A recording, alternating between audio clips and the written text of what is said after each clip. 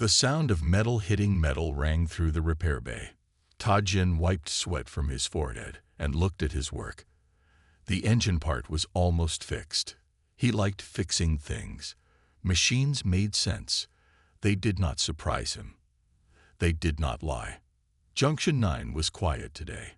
The small space station sat between three busy trade routes, but the big ion storm had kept ships away. Tajin was happy for the quiet. He had work to do and liked being alone. "Hey, Tajin, we got a call." The voice came from the station's comm system. It was Dadwan, who worked in the control room. Tajin sighed. "What kind of call?" "Emergency landing. Ship coming in hot. Get the med team ready."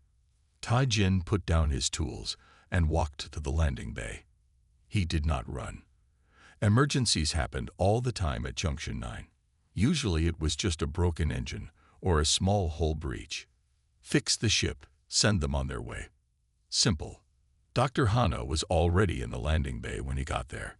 She was the station's medical officer. Her short black hair was messy, like she had just woken up. "What do we have?" Tajin asked. "Not sure yet. Small ship, one life sign, but it's weak," she said. The landing bay doors opened. A small ship came in fast, too fast. It hit the floor and slid, making sparks fly. It stopped just before hitting the wall. Tajin grabbed a fire extinguisher. The ship was smoking. The hull was black in many places. It had been attacked. "Careful," said Dr. Hana. "We don't know what's in there." Tajin nodded and moved to the ship's door. It was jammed.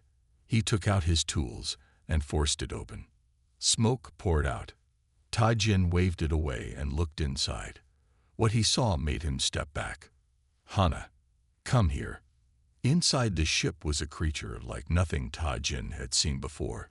It looked like a wolf, but bigger than any earth wolf. Its fur was pure white, glowing almost silver in the dim light. The creature lay still on the floor. Its back legs were twisted in a way that looked wrong. "Is it dead?" Tajin asked. Dr. Hana checked the creature's neck. "No, but barely alive. Help me get it to medical." Together they lifted the wolf creature onto a stretcher. It was heavy. As they moved it, Tajin noticed more things. The wolf had 6 legs, not 4. Its front paws had long fingers, almost like hands. Around its neck was a metal collar with blinking lights. In the medical bay, Dr. Hana scanned the creature. "Interesting," she said. "It's not in any of our databases, but its body works a lot like Earth mammals." "Will it live?" asked Tajin. He wasn't sure why he cared. "Maybe. But there's bad news." Dr. Hana pointed to the scan. "See this? Its spine is broken. The back 4 legs are paralyzed. It will never walk normally again." Tajin looked at the white wolf. Asleep, it looked peaceful. Its chest moved up and down slowly. "What will we do with it?" he asked. "Keep it alive until someone comes looking, I guess," said Dr. Hana. "I need to report this to Station Command. Can you stay with it? Call me if it wakes up." After she left, Tajin sat in a chair next to the wolf. He didn't want to be there. He wanted to go back to his engines and tools. But something about the creature made him stay. An hour passed. Tajin almost fell asleep. Then he heard a small sound. The wolf's eyes were opening.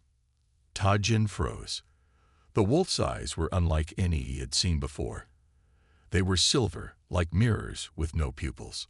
The wolf looked at him and made a low growl. The collar around its neck lit up. A mechanical voice came from it. "Where am I?" Tajin almost fell out of his chair. "You can talk." "Translation device," said the mechanical voice. "Please, where?" "You're on Junction 9, a space station. Your ship crashed here," Tajin said. "You're hurt." The wolf tried to move and then made a sound of pain. Its silver eyes went wide. "Can't move legs." Tajin felt strange saying it. "Your spine is broken. You're paralyzed." The wolf was quiet for a long time. Then it spoke again. Hunters. Found me. Must. Leave. Hunters. What hunters? Tajin asked. Who are you? What are you? The wolf's eyes began to close again. It was too weak to stay awake. My name. Bake, it said. I am. Lunari. Last of my kind. They will come for me. Then Beck, the wolf, closed its eyes and went back to sleep. Tajin sat back in his chair. He had wanted a quiet day fixing engines. Now he had a talking, paralyzed alien wolf, and maybe hunters coming after it. His quiet life at Junction 9 was about to get very complicated. The next day, Tajin did not go to the repair bay. Instead, he sat next to the alien wolf's bed in the medical room. He told himself he was just curious. He had never seen a talking wolf before. Dr. Hana came in with her medical pad. You're here early, she said. Just checking if it's still alive, said Tajin. He didn't want her to think he cared too much. She, said Dr. Hana. The wolf is female, according to my scans. Vake opened her silver eyes. She looked around the room, then at her back legs. She tried to move them but couldn't. A low whine came from her throat. Don't try to move, said Dr. Hana. Your spine is badly hurt. The translation collar lit up. I know what a broken spine is, said Bak. Her voice sounded stronger today. I am a scientist on my world. Tajin moved closer. You said your name is Bak. What are you exactly? I am Lunari, said Bak, a rare type of my species from the planet Silveris. We are born with white fur and silver eyes. Normal Silverians have gray or brown fur. Why were you running from hunters? Asked Tajin. Bak's ears went flat against her head. My kind is hunted. Lunary body parts sell for much money. Some think our organs have magic powers. Do they? Asked Tajin. No, said Buck sharply. Just stories. But hunters don't care. They kill us anyway. Dr. Hana checked the medical pad. Your ship's computer said you traveled far. The hunters must want you badly. I was the lead scientist at our main research center, said Bak. I had to run when they attacked. Many of my friends died. Her silver eyes looked sad. Now I cannot even walk. I am easy prey. Tajin felt uncomfortable. He didn't like emotional talk. Can you fix her spine? He asked Dr. Hana. Not here, she said. We don't have the right tools. She needs better medical help. When is the next ship coming? Asked Tajin. Dr. Hana looked worried. That's the problem. The station just got a report. The ion storm is getting worse. No ships can come or go for at least 2 weeks. Bake made a low growl. I cannot stay here that long. Hunters will follow my ship's trail. You don't have a choice, said Tajin. You can't walk, and no ships can fly in the storm. Just then, a voice came over the station's comm system. Medical emergency in Sector 4. Dr. Hana, come quickly. Dr. Hana grabbed her medical bag. I have to go. Food poisoning in the kitchen area. Half the staff is sick. She looked at Tajin. Can you stay with her? She needs help to eat and drink. Me, said Tajin. I'm a mechanic, not a nurse. Everyone else is busy or sick, said Dr. Hana. Just for today. She rushed out before Tajin could say no. Tajin and Bake looked at each other. Neither seemed happy about the situation. I don't need a human to help me, said Bak. Good, because I don't want to help you, said Tajin. But when Bak tried to reach the water cup next to her bed and failed, Tajin handed it to her. She took it with her front paw hands and drank. Your front legs work like hands, said Tajin. Yes, said Bak. We use them for tools and writing. The 4 back legs are for running. Tajin thought for a moment. Wait here, he said. Very funny, said Bak dryly. Tajin went to his workshop and came back an hour later with a strange metal frame with wheels. What is that? Asked Bak. A cart for your back legs, said Tajin. Your front legs still work, right? This will hold up your back half so you can move around. He helped Blake into the device. It was simple but strong. Her front paws touched the floor, and the cart held her paralyzed back legs. Blake pushed forward. The cart moved. She went in a small circle, then looked at Tajin with surprise. It works, she said. For the first time, she didn't sound angry. Of course it works, said Tajin. I'm good at fixing things. He paused.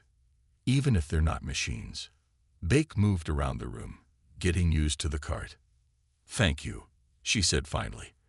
But do not think this makes us friends. I don't trust humans. I don't trust talking wolves, said Tajin. So we're even. Later that day, Dr. Hannah returned. She looked tired. How did it go? She asked. Tajin watched Blake moving around in her cart. Fine, he said, but find someone else for tomorrow. I have real work to do. But as he walked back to his workshop, Tajin was already thinking of ways to make Bak's cart better. Maybe with adjustable legs, or a stronger frame.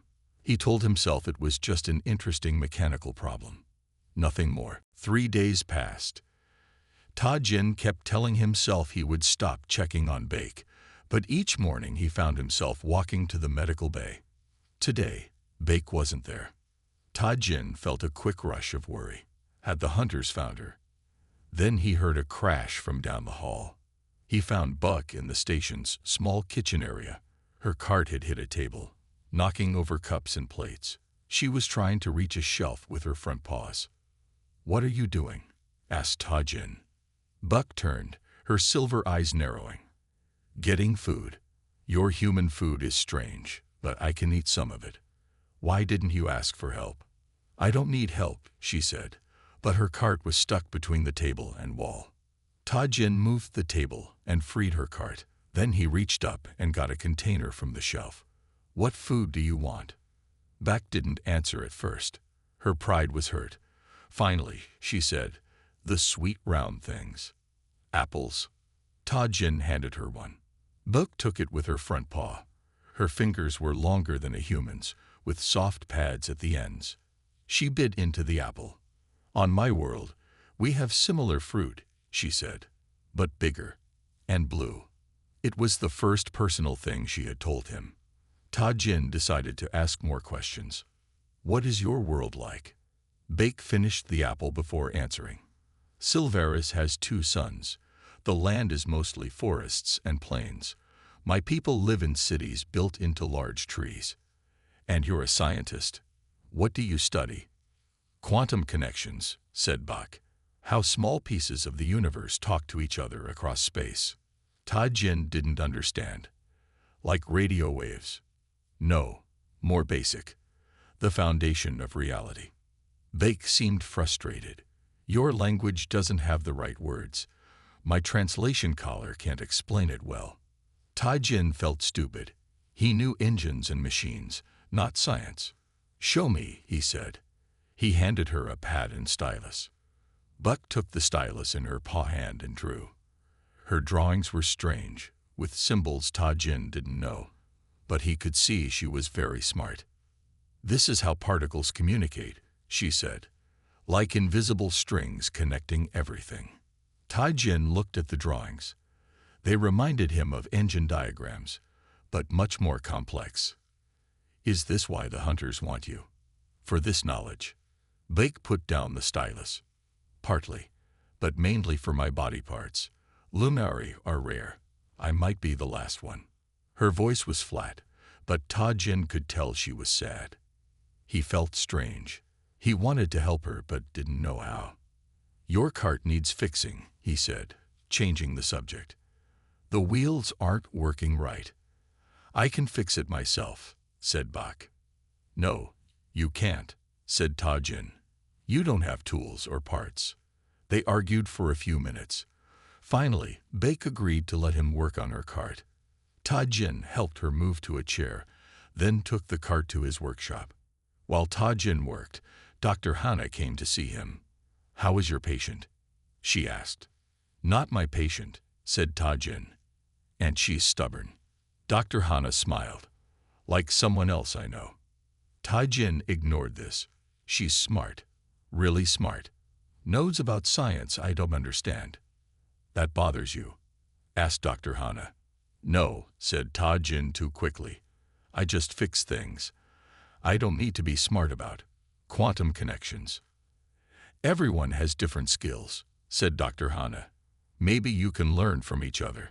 Tajin worked on the cart for hours. He made it better, stronger.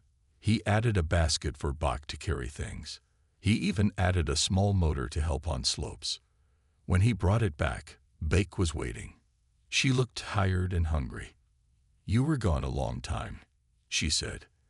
I made it better, said Tajin. He showed her the new features. Bake got into the cart. She moved around, testing it. It works well, she admitted. Thank you. That night, Tajin couldn't sleep. He kept thinking about what Bake had said. She might be the last of her kind. Alone in the universe. He knew something about being alone. In the morning, he went to find Buck again. She was in the observation deck, looking at the stars. I had an idea, said Tajin. I'm not smart about science, but I know machines. Maybe you can teach me about quantum things, and I can teach you about engines. Bake looked at him. Her silver eyes reflected the starlight. Why? She asked. Tajin thought about it. Because we're both stuck here. And because, he paused, because no one should be alone. Beck didn't answer for a long time. Then she moved her cart closer to him. Show me how engines work, she said. A week passed at Junction 9. The ion storm still raged outside, keeping all ships away. Inside, Tajin and Bake spent more time together. Tajin showed Bake his workshop. Buck taught Tajin about her science. One morning, the station alarm rang. Tajin rushed to the main control room. What's happening? He asked Dawan. A ship is coming in, said Dawan. They say the storm damaged their engines. They need repairs. Tajin frowned. No ship should be flying in this storm. It's too dangerous. Well, they made it, said Dawan. And now they're our problem. Get to the landing bay. Tajin hurried to tell Bach. He found her in his workshop, looking at engine parts with her silver eyes. A ship is landing, he said. Stay out of sight. Bach's ears went flat. Why? Who is it? I don't know, but no one should be flying in this storm. It could be trouble. Bake moved her cart into a small storage room. I will hide here. Tajin went to the landing bay. The ship that landed was twice as big as Bach's had been. It was black with red markings. 5 people walked out. 4 were aliens Tajin didn't know. The leader was human, a tall man with short black hair. Thank you for letting us land, said the man. I'm Suho. My ship needs repairs. What were you doing flying in the ion storm? Asked Tajin. It's dangerous. Suho smiled, but his eyes were cold. Our work is important. We couldn't wait. What work? Asked Tajin. We collect rare things, said Suho, for rich people who pay well. Tajin didn't like Suho's smile.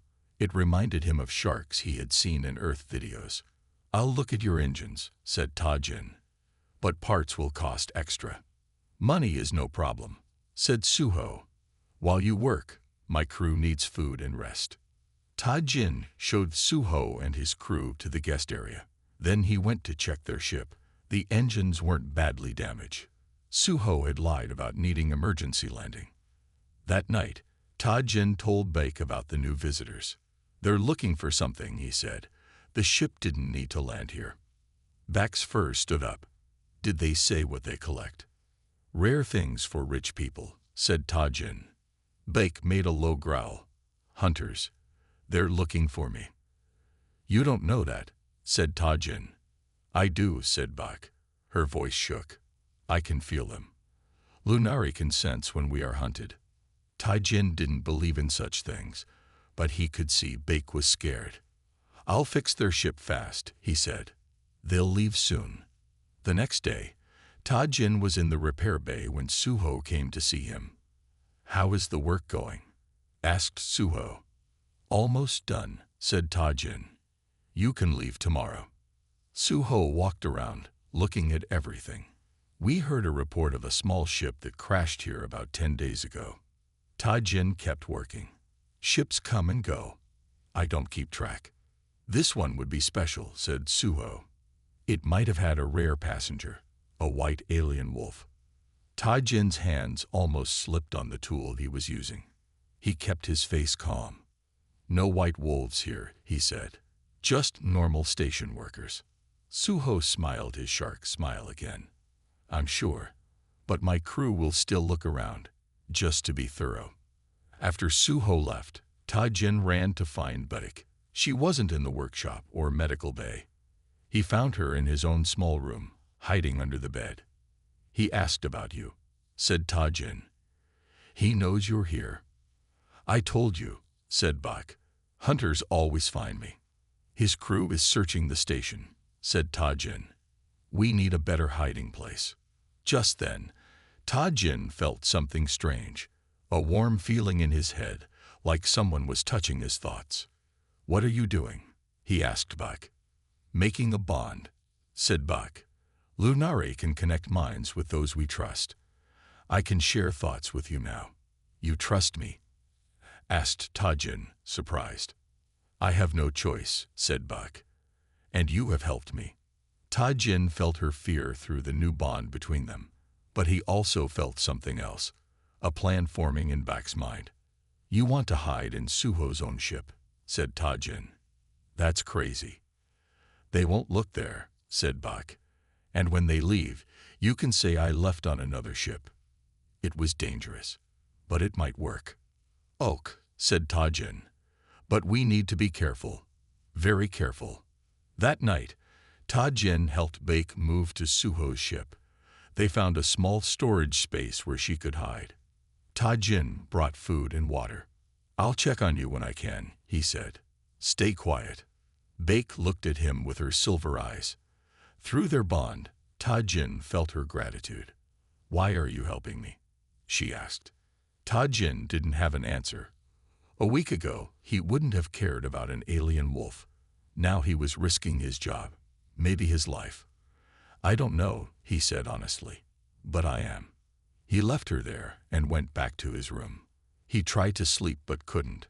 Tomorrow would be dangerous for both of them. Ta-Jin woke up early. His head felt strange. Then he remembered the bond with Baek. He could feel her fear, even from far away. He got up quickly and went to his workshop. He had an idea. If Baek was going to survive, she needed more than a simple cart. She needed something better. Ta-Jin worked all morning, putting parts together. He used pieces from old repair jobs and some new materials. By lunchtime, he had built a frame that looked like the bottom half of a wolf, with 4 metal legs. Dr. Hana came into the workshop.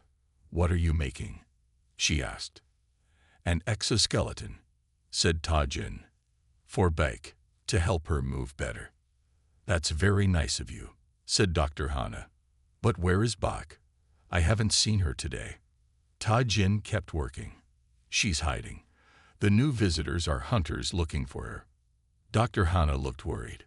"Suho and his crew. They asked me about a white alien wolf yesterday. I said I didn't know anything." "Good," said Ta-Jin. "The less they know, the better." "Can I help?" asked Dr. Hana. Ta-Jin didn't usually like help, but this was important. "Yes, I need medical sensors to connect the exoskeleton to Baek's body." Dr. Hana nodded. "I'll get them, but be careful. Suho has been watching you." After she left, Ta-Jin felt a strong wave of fear through the bond. Baek was in trouble. He closed his eyes and tried to see through her thoughts. Baek was still in the storage room on Suho's ship, but someone was opening the door. One of Suho's alien crew members was looking for something. In seconds, he would find her. Ta-Jin ran out of his workshop. He had to create a distraction. He saw a control panel on the wall and pulled out some wires. Alarms started ringing all over the station. "Security alert in Section 3, said the station computer. "All crew report." Ta-Jin watched as Suho's crew member left the storage room to see what was happening. Baek was safe for now, but they couldn't keep hiding her forever. Ta-Jin went back to work on the exoskeleton. With Dr. Hana's help, he finished it by evening. Now he had to get it to Baek and help her use it. That night, when most of the station was asleep, Ta-Jin went to Suho's ship. The door was locked, but Ta-Jin knew how to open any lock on Junction 9. He carried the exoskeleton on his back. "Back," he whispered. "Where are you?" Through their bond, he felt her respond. He found her still hiding in the storage room. "I brought you something," he said, showing her the exoskeleton. Baek looked at it with wide silver eyes. "What is it?" "A new body for your back half," said Ta-Jin. "It connects to your nerves. It will move when you want it to move." "How does it work?" asked Baek. Ta-Jin helped her out of her cart and into the exoskeleton. It fit around her paralyzed back, half like a shell. Ta-Jin connected small wires to spots on Baek's back where Dr. Hana had told him to. "Try to move your back legs," said Ta-Jin. Baek closed her eyes. Nothing happened at first. Then, slowly, one metal leg moved. Then another. Soon all 4 metal legs were moving. "I can feel them," said Baek in surprise. "Like they are part of me." "They are now," said Ta-Jin.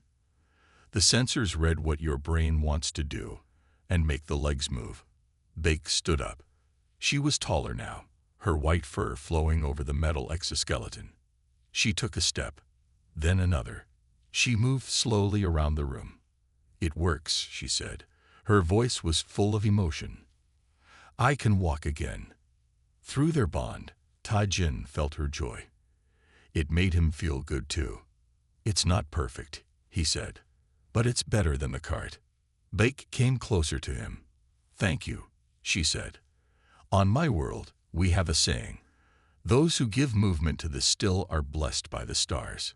Ta-Jin didn't know what to say. He wasn't used to thanks. Just then, they heard a sound outside the storage room. Footsteps. "Someone's coming," whispered Ta-Jin.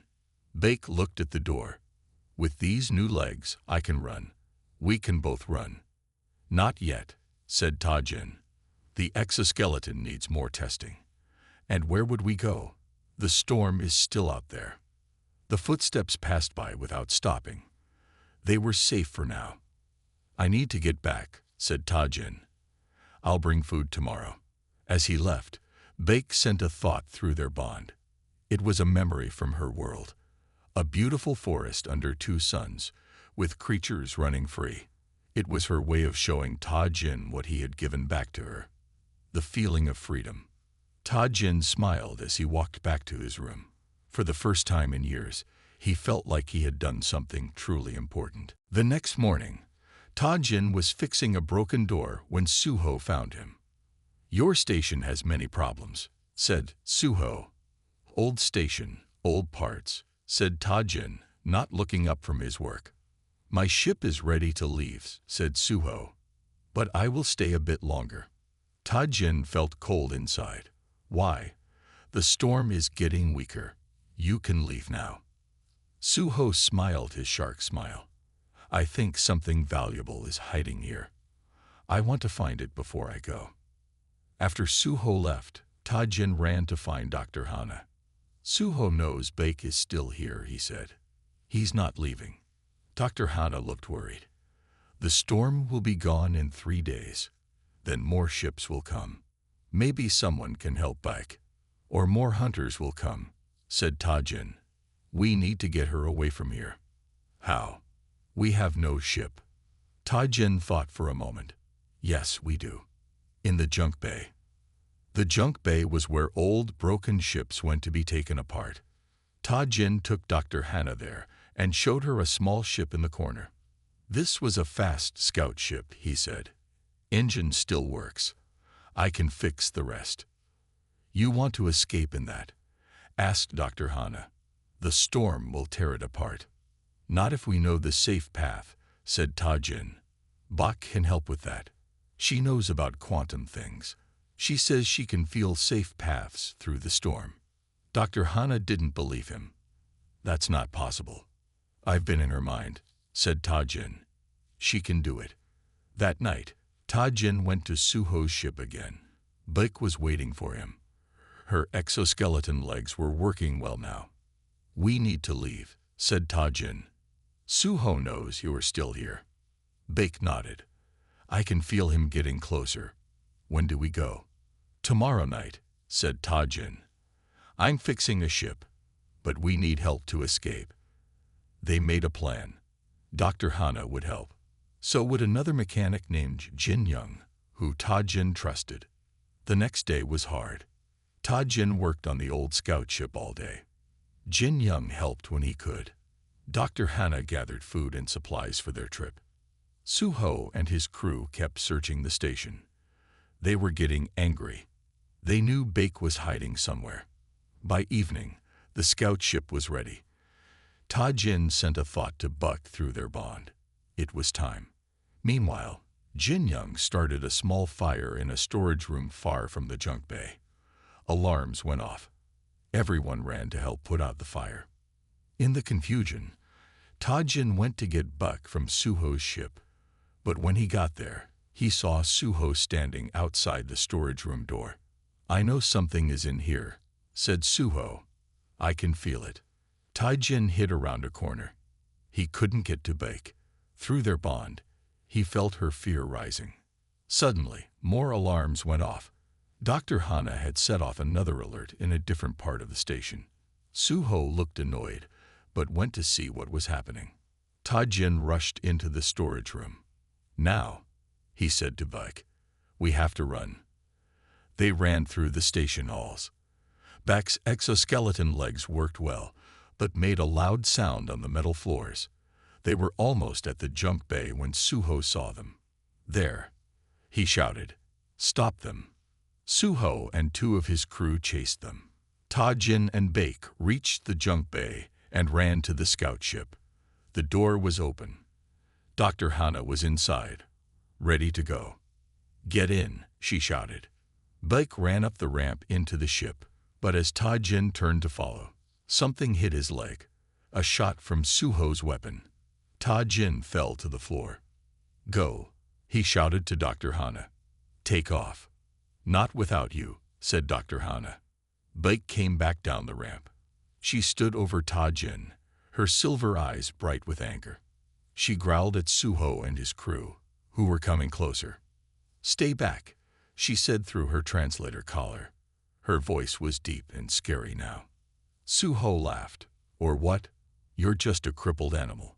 Bak's exoskeleton legs moved into a fighting stance. I am Lunari, she said, the last of my kind.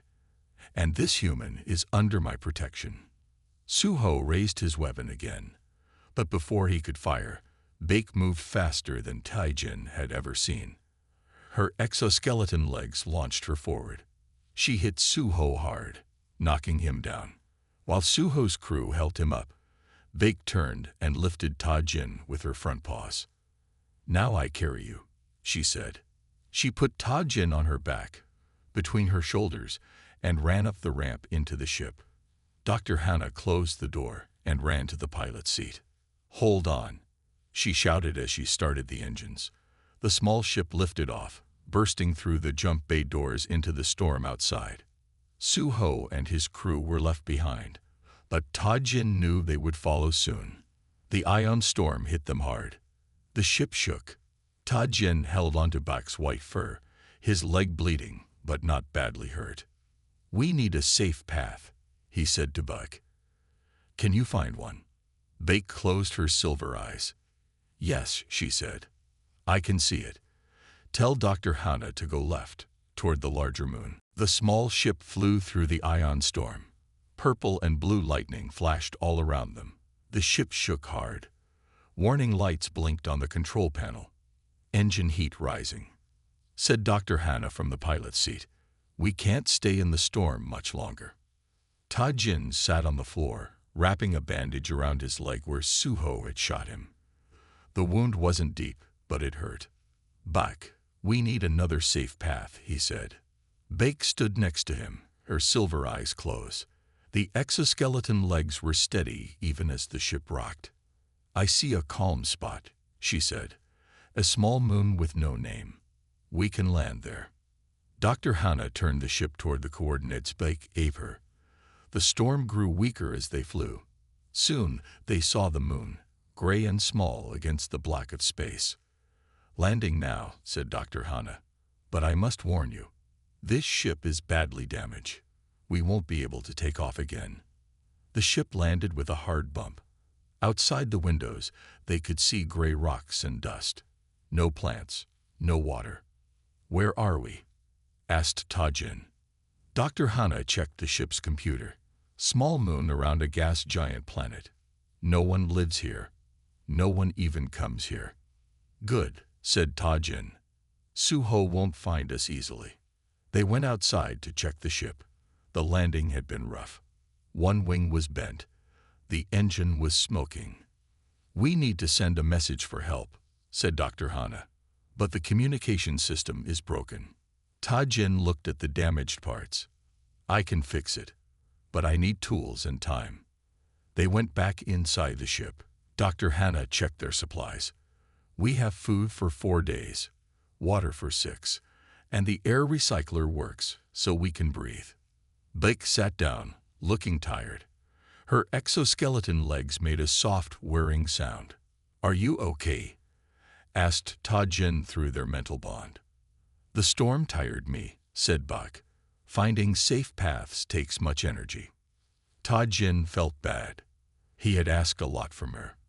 "Rest now. You're safe." They made a small camp inside the ship. Dr. Hannah cooked some food while Tajin worked on the communication system.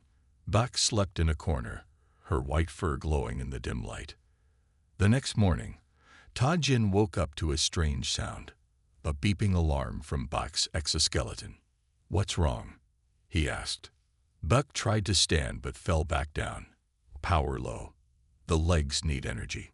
Tajin looked at the power gauge on the exoskeleton. It was almost empty. He hadn't thought about how to charge it away from the station. "I can connect it to the ship's power," he said. "But the ship has limited power too." While Tajin worked on the exoskeleton, Dr. Hannah went outside to explore. She came back quickly. "The air is thin but breathable," she said. "And I saw something strange over that hill. Looks like metal." Tajin finished connecting Bak's exoskeleton to the ship's power. "Metal? Here, let's check it out." Dr. Hannah nodded. "I'll stay and watch the ship." Tajin helped Bake outside once her exoskeleton had some power. The low gravity made walking easier. They moved over rocky ground toward the hill Dr. Hannah had pointed to. Climbing was hard with Tajin's hurt leg and Bak's still charging exoskeleton. But soon they reached the top of the hill and looked down. "I don't believe it," said Tajin. Below them was a small building made of metal. It was old and covered in dust, but clearly not natural. "Someone was here before," said Bak. "But who?"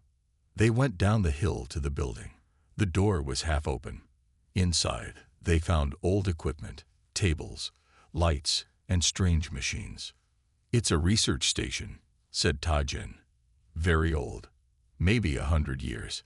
Bake moved around the room, looking at everything. "The machines are off. No power." Tajin found a box on the wall. "This is a power generator. If I can fix it, we could have electricity." He opened the box and looked inside. Many parts were broken or missing, but Tajin was good at fixing things. He took parts from his pockets that he had brought from the ship. "This will take time," he said, "but I think I can make it work." Bake stood next to him, watching him work. Through their bond, Tajin felt something new from her. Respect. She was impressed by his skills. "On my world," she said, "we have a saying, life finds a way through the darkest space." Tajin smiled. "On my world, we say, if it's broken, fix it." They worked together all day. By evening, Tajin had the generator partly working. Lights came on in the old station. It wasn't much, but it was a start. They went back to tell Dr. Hana about the station. She was excited. "We should move there," she said. "It's better shelter than the ship." That night, as they prepared to sleep, Tajin felt something through his bond with Buck.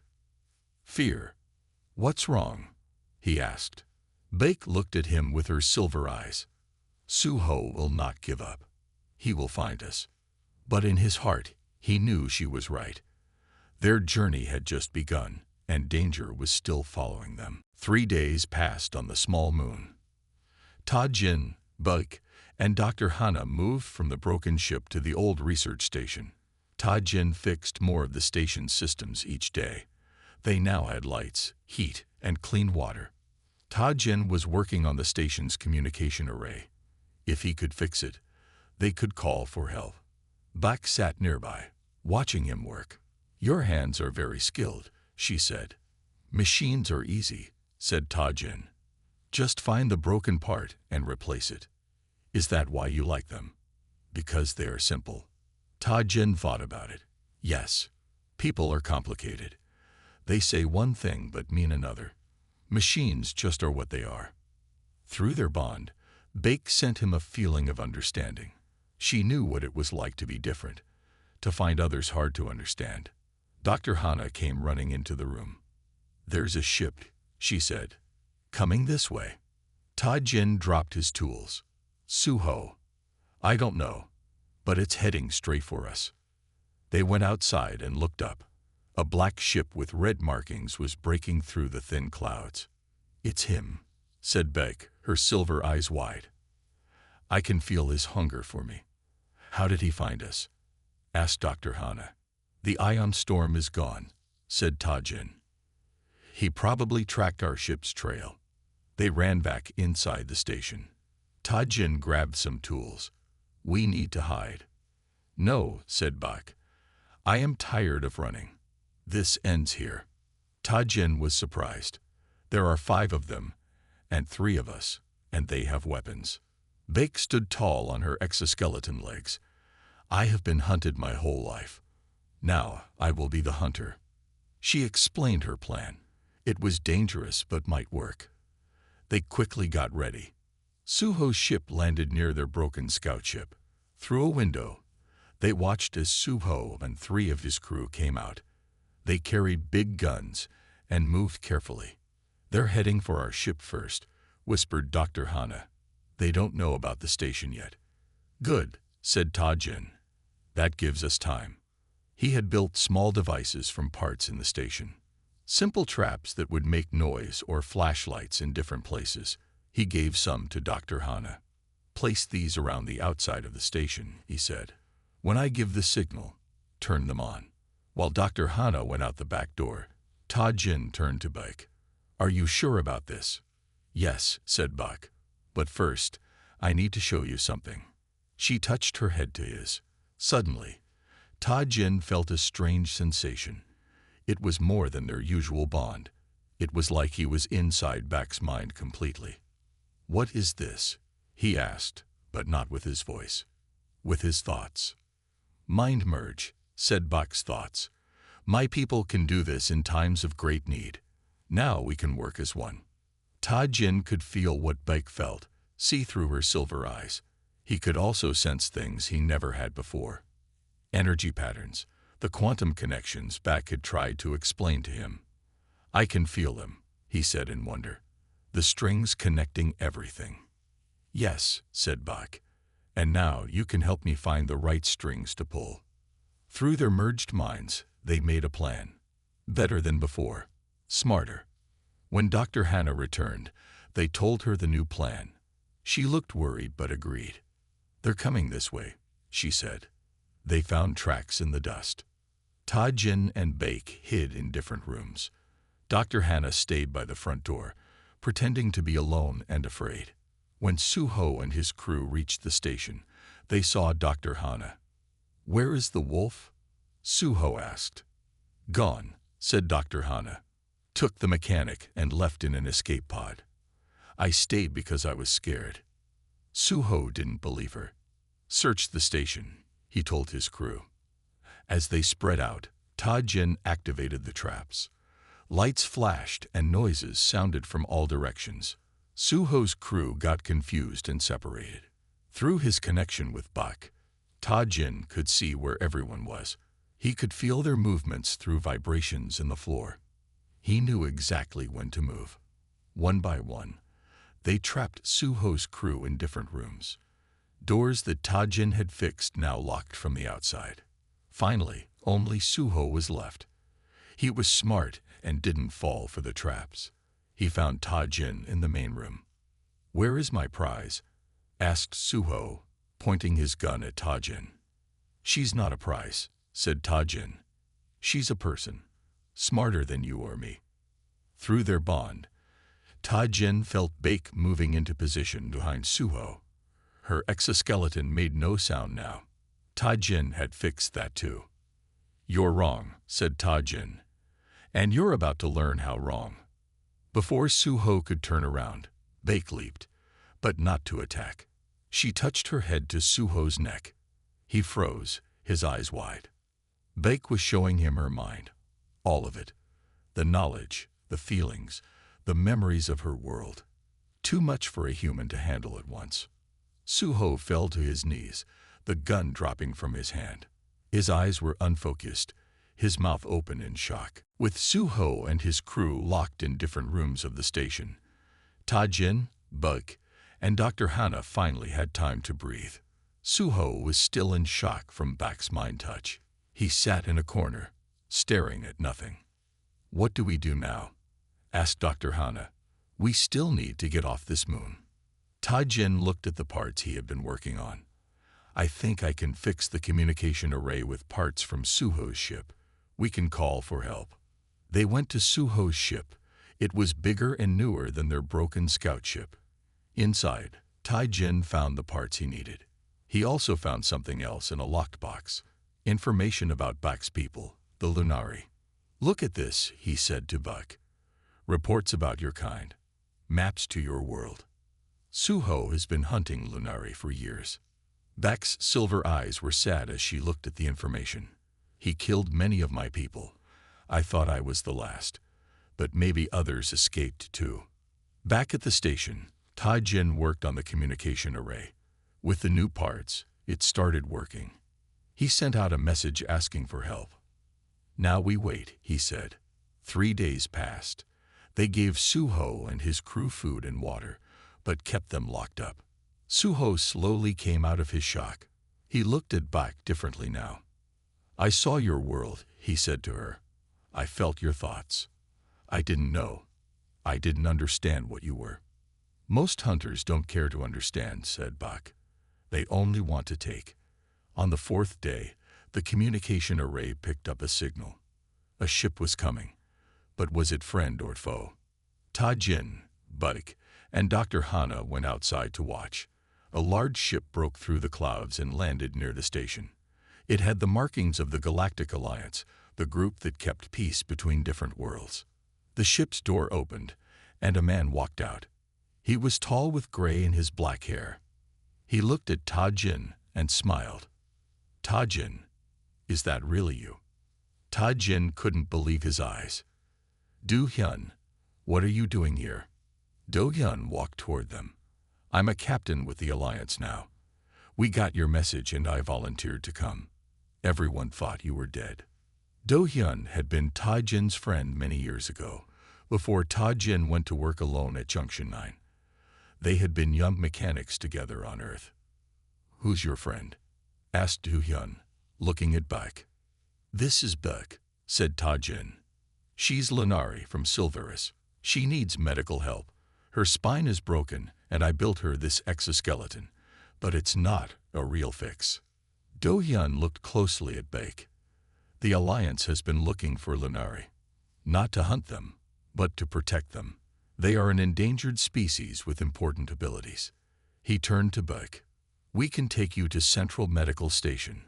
They have the technology to fix your spine." Buck's silver eyes went wide. "Really fix it, so I can walk on my own legs again?" "Yes," said Do-hyun. It's a new procedure, but it works. Through their bond, Ta-Jin felt Bak's joy and hope, but also something else. Fear of leaving him. "I'll go with you," Ta-Jin said to Bak. "If that's ok." Bak pressed her head against his hand. "I would like that." They told Do-hyun about Suho and his crew. Alliance officers took them into custody. The hunters would face charges for their crimes against the Lunari. Before they left the moon, Ta-Jin went back to the old research station one last time. He looked at the machines he had fixed, the place that had been their home for a short time. It was here that he had truly connected with another being for the first time in years. On Do-hyun's ship, Dr. Hannah told them she was going back to Junction 9. "It's my home," she said, "but I'm glad I helped you too." The ship took them to Central Medical Station, a huge space station with the best doctors from many worlds. Bak was taken to surgery. Ta-Jin waited, worried. Hours later, a doctor came to see him. "The surgery was successful," she said. "The Lunari's spine has been repaired. She will walk again on all 6 legs." When Ta-Jin saw Bak again, she was sleeping. Her exoskeleton had been removed. Her white fur covered her whole body again. He touched her mind with his thoughts and felt her peace. 2 weeks later, Bak took her first steps on her own legs. Ta-Jin watched, smiling. "What will you do now?" he asked her.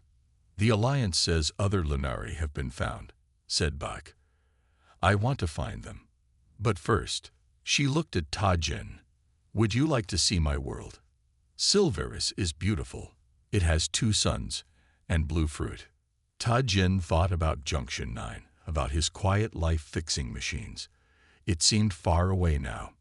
"Yes," he said, "I would like that very much." Do-hyun gave them a small ship of their own. Ta-Jin became its mechanic. Bak was its navigator, using her quantum abilities to find the fastest paths through space. Together, they set course for Silveris.